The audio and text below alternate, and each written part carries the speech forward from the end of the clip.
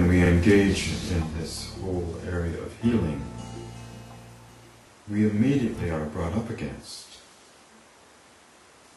those words, exactly, body, mind, and soul, and what they mean. We may not have to define them in order to be able to do hypnotherapy or energy healing, but nevertheless you begin to see aspects of all three. And you see, for example, that some things are very related to the physical body, and you need to investigate something about where the difficulty is taking place in the body.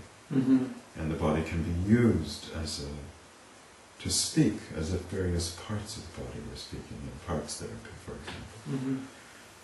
And then the mind, again, is very important because there's these two parts, as we were saying earlier, two parts of the mind, conscious and subconscious. And unless that's understood, then there's difficulties. And then the more difficult part is soul, or spirit, which are sometimes distinguished from each other, actually. But there's another part that really seems to not have anything to do with mind or body. But this is an area where, for many years, that has been kind of left aside.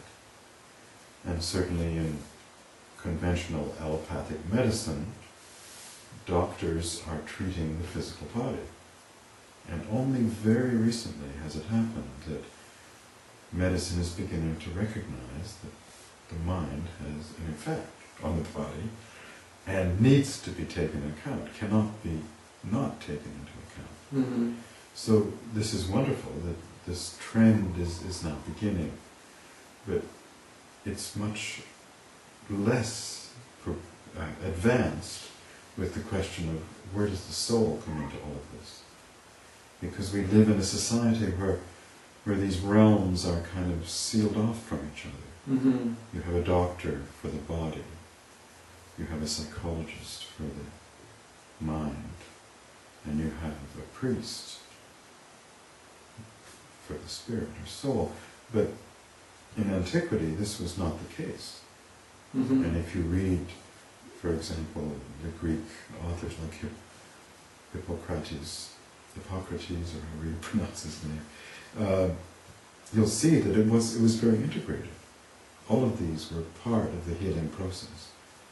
And now we're gradually, with great effort and difficulty, making our way back to bringing these three things together. They need to be brought together. If a therapy has taken place that ignores any one of them, it'll be in trouble.